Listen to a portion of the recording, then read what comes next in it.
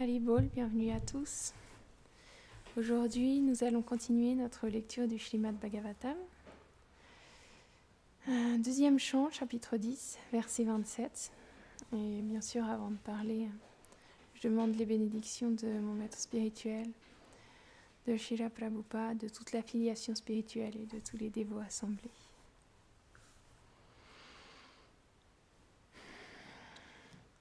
Om Namo Bhagavate Vasudevaya.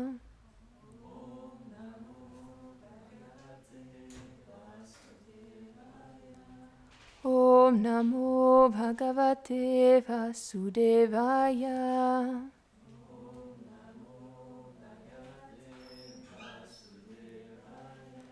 Om Namo Bhagavate Vasudevaya.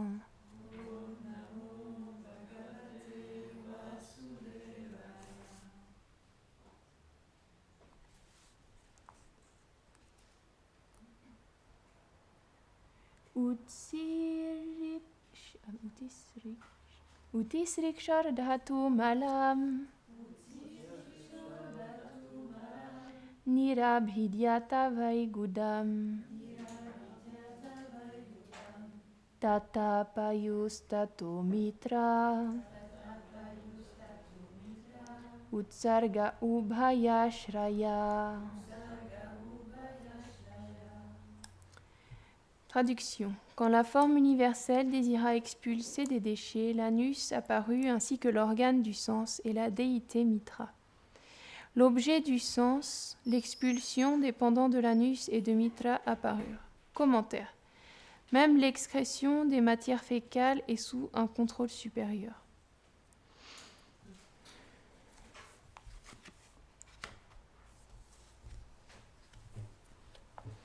Om Agyanatimirandasya Gyananjana Sharakaya Chakshurun Miritam Yena Tasmai Shri Gurave Namaha. Jai Shri Krishna Chaitanya Prabhu Nityananda Shri Advaita Gadadhara Shri Vasadi Gora Bhaktavrinda. Hare Krishna Krishna Krishna Hare Hare Hare Rama Rama Rama Hare Hare. Vrindaye Turasi Devyaye Priyaye Keshavasya Cha Krishna Bhakti Pradevi Satyavatye Namo Namaha.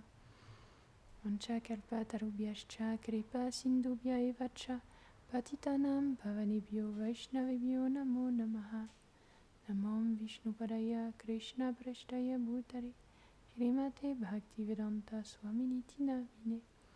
Namaste Sarasvate Deve Gauravani Pracharine Virvishesha Shunyavadi Paschatya Deshatarine.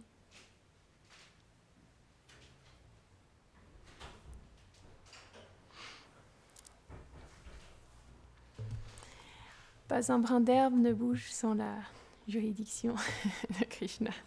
Tout est contrôlé, même les choses auxquelles on ne penserait jamais, tout est contrôlé sous le contrôle de Krishna.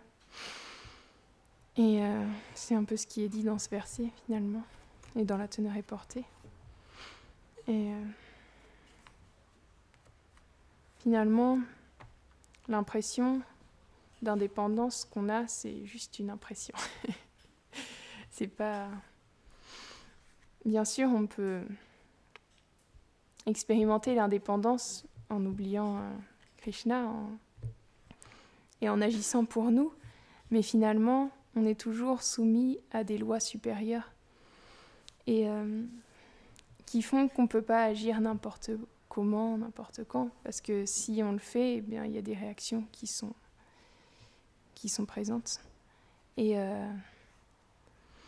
finalement, on est toujours au service de quelque chose. Parce que quand on décide de plus être, de tourner le dos à Krishna et de vouloir vivre pour nous-mêmes, on est au service de nos sens. Et ils sont impossibles à combler, les sens matériels. Parce que l'âme spirituelle, elle ne peut pas être comblée par des acquisitions matérielles. Donc finalement, elle est esclave de ses sens et elle ne peut jamais être heureuse parce qu'elle est coupée de sa vérité. Donc c'est une illusion de pouvoir croire que finalement on est heureux dans ce monde.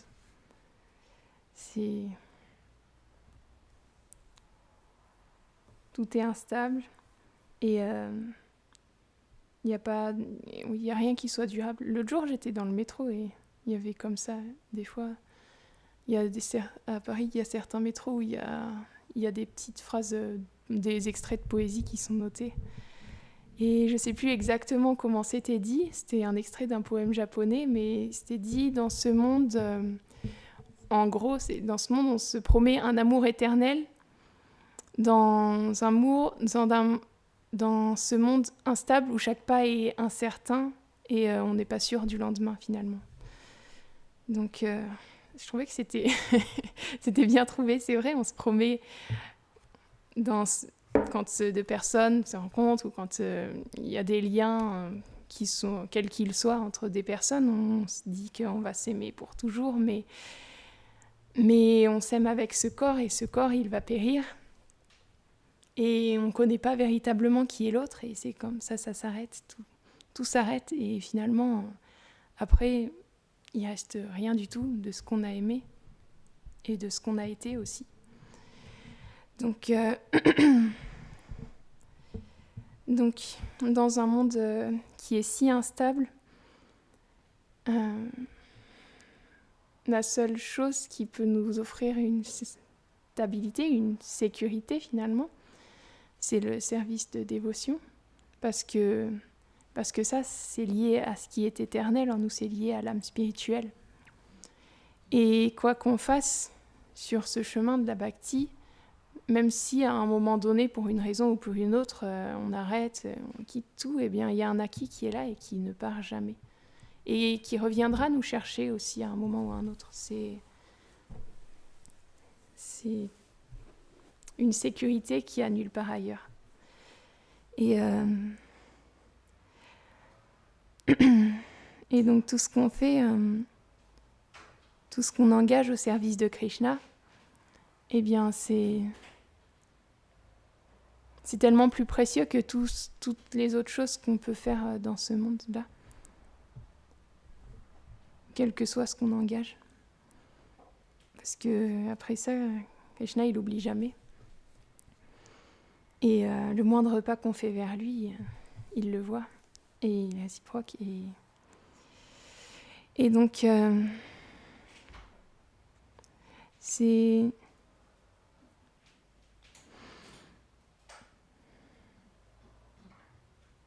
notre bonne fortune dans ce monde matériel, c'est notre opportunité de partir. C'est grâce à la miséricorde des purs dévots d'avoir accès à ce service de dévotion, parce qu'ils l'ont adapté encore et encore et encore pour qu'on puisse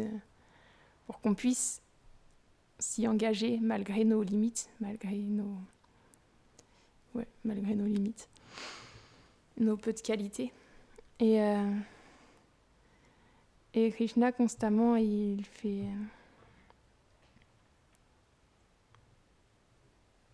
des arrangements, finalement, pour qu'on puisse se détacher de ce monde et se tourner vers lui. Et il nous offre aussi la possibilité d'avoir accès à ses gloires, à ses divertissements, à tous ces histoires merveilleuses qui sont compilées par dans les Védas. Et à travers ça aussi, on peut cultiver ce désir-là de retrouver, de le retrouver. Et c'est intéressant parce que quand il vient, pourtant, il a beau être la personne suprême avec toutes les qualités, et bien, dans ces divertissements, il y a des personnes autour de lui qui ont une grande haine envers Krishna et qui veulent le détruire à tout prix. Bien sûr, c'est divertissement parce que faut comprendre que toutes les personnes qui entourent Krishna, c'est pas des personnes ordinaires.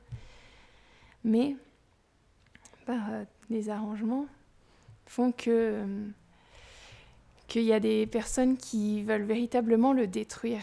Et par exemple, dans le Srimad Bhagavatam, il est dit que il y a Shalva, il s'était battu aux côtés de Jarasandha un jour et de Shishupal contre Krishna, et ils avaient été battus. Jarasandha avait été battu par Krishna. Et à la suite de ça, Shalva, il avait développé tellement de haine envers les Yadavas, toute la dynastie de Krishna, qu'il a promis qu'il anéantirait tous les Yadavas. Il a fait cette promesse. Et qu'est-ce qu'il a fait par la suite? Il a fait des grandes austérités. Il a fait des austérités pendant 1 an, il me semble. Et tous les jours, il mangeait seulement une poignée de poussière. Et il a fait ça pour pour que le Seigneur Shiva il soit satisfait, afin de pouvoir obtenir une bénédiction pour pouvoir anéantir les Yadavas. Et au bout d'un moment, du coup, il me semble, c'est 1 année, au bout d'un moment, Shiva il a été satisfait par ses austérités. C'est expliqué que Shiva il est à la fois très vite satisfait, à la fois très vite courroucé. Et là, il a été satisfait. Et donc, il est apparu devant Shalva, il lui a demandé ce qu'il voulait. Shalva il lui a demandé un char qui pourrait vaincre les Gandharvas, les Devas, les Asuras, les Rakshasas, qui pourraient vaincre tous les êtres qui ne pouvaient pas être vaincus par aucune personne. Et donc, Shiva il lui a dit qu'il a sauté ainsi. D'accord. Il lui a donné ce char. C'était une grande forteresse, en fait, ce char. Et c'est Mayadanava qui l'a construit, donc c'est l'architecte des Asuras qui est connu pour ses grandes illusions. Et il a construit, et il est réputé pour pouvoir assaillir aussi attaquer, faire les plans pour assaillir les villes ennemies. Il est toujours vainqueur. Bon, c'était comme ça que c'était dit. Donc du coup, Shalva il a obtenu ce grand char, cette grande forteresse volante. Et étant donné que Mayadanava c'est le spécialiste des illusions, c'était une forteresse elle se déplaçait avec les illusions et l'obscurité, ça la rendait invisible partout où elle se déplaçait. On ne pouvait pas savoir où elle était. Et il s'est dirigé vers Dwarka comme ça. Et il est arrivé vers Dwarka avec sa grande forteresse et toute sa grande armée. Et il a commencé à assaillir Dwarka, à détruire les murailles, les jardins d'agrément, tout ce qu'il y avait aux alentours de Dwarka, aux abords de la ville. Et Krishna, il n'était pas là à ce moment-là parce qu'il était allé assister au grand sacrifice Rajasuya de Yudhishthira. Donc Krishna n'était pas là. Et donc c'est Pradyumna qui est sorti, c'est le fils de Krishna, qui est sorti avec l'armée pour contrer Shalva. Et ils ont commencé une grande bataille. Et c'était difficile parce que c'était un char qui... Parfois, il paraissait y en avoir plein, parfois il paraissait y en avoir qu'un seul, des fois il apparaissait au-dessus d'une montagne, sur l'eau, dans les airs. C'était impossible de savoir où il était à chaque fois qu'il apparaissait. Les Yadavas, ils tiraient plein de flèches dessus.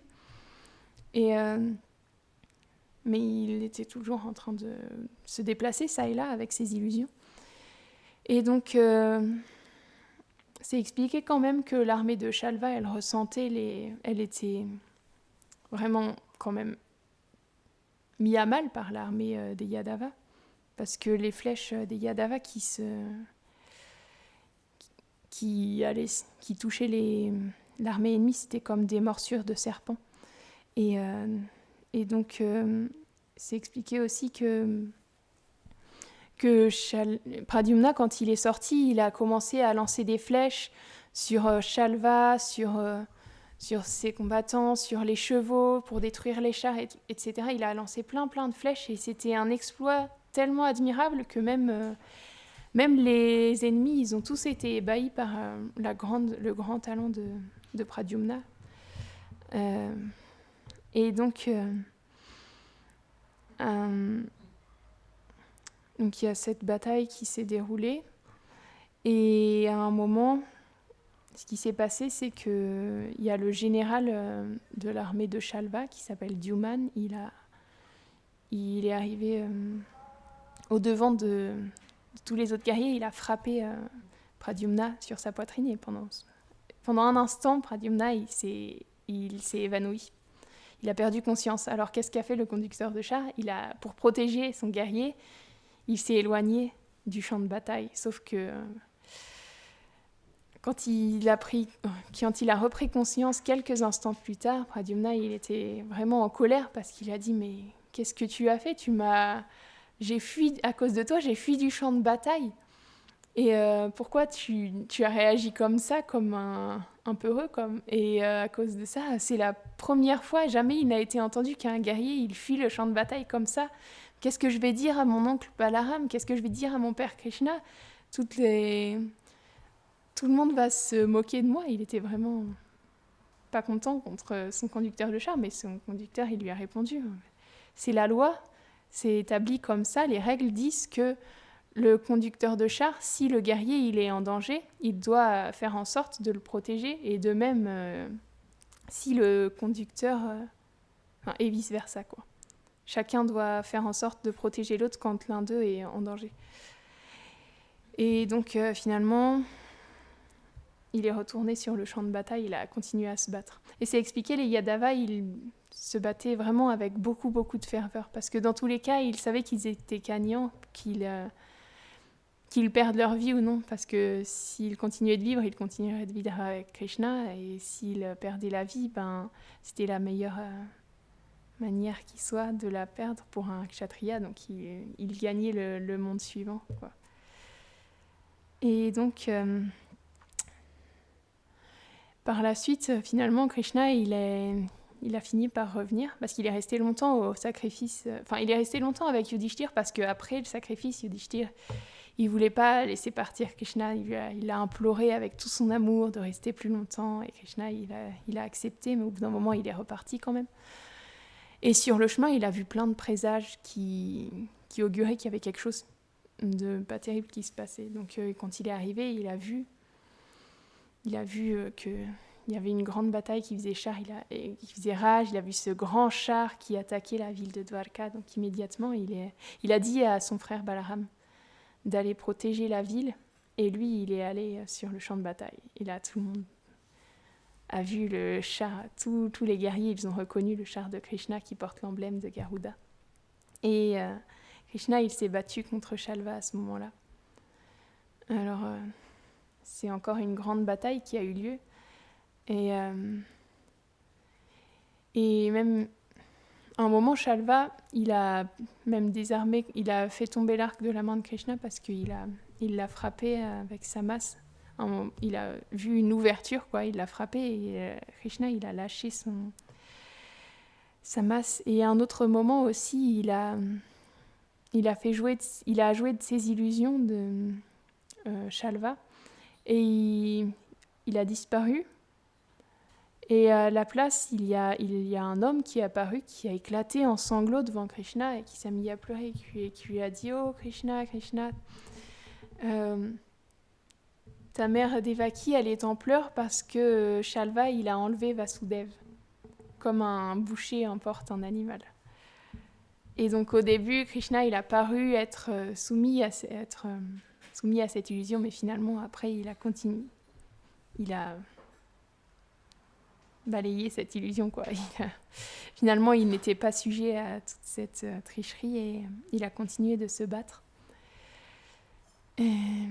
Et donc, le combat, il a continué et finalement, Krishna, il a tranché... Déjà, avec sa lance, il a tranché les bras de Shalva et puis après, il y a son disque qui est arrivé et qui a tué Shalva, qui a tranché la tête de Shalva. Et c'est comme ça que Shalva a été libéré par Krishna.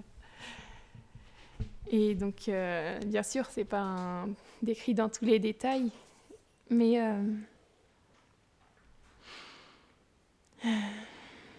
c'est pas que je le décris dans tous les détails parce que j'oublie plein de choses entre deux. Mais ça montre les gloires inconcevables de Krishna. C'est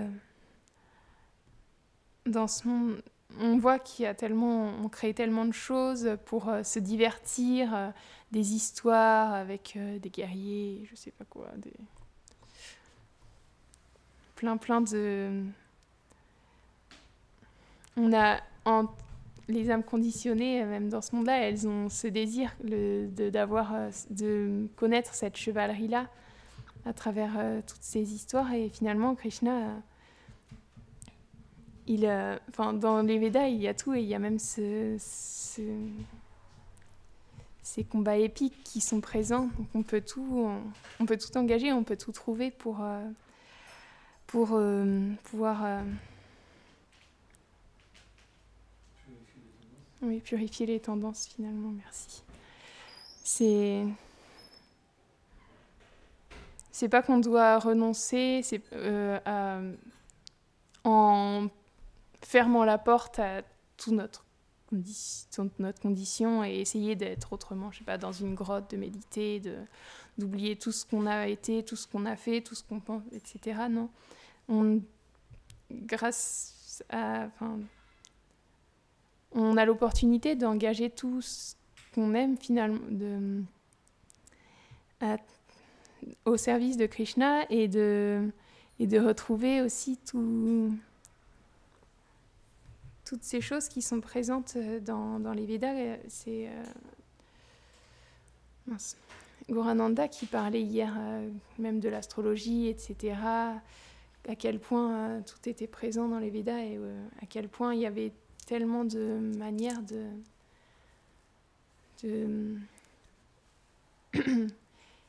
d'aborder la connaissance finalement et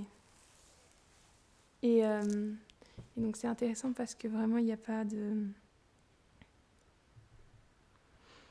par la miséricorde des Vaishnavas, en plus ça s'adapte à chaque fois, à chaque situation. Et par exemple, quand Prabhupada il est venu, il a tout engagé aussi en Occident. Pourtant, c'était tellement différent de la culture qu'il y avait en Inde, mais il a engagé les Beatles pour faire de la musique pour les Occidentaux. Il a su complètement s'adapter. Finalement, les Vaishnavas, on peut voir qu'ils sont experts à s'adapter à l'environnement pour donner la meilleure opportunité à toutes les âmes conditionnées de retrouver leur service éternel auprès de Krishna. Et donc, c'est leur grande miséricorde. Et c'est une opportunité exceptionnelle qu'on a dans cet âge vraiment particulier de Chaitanya Mahaprabhu, de la saisir et de s'engager dans ce service-là. Est-ce que quelqu'un veut rajouter quelque chose?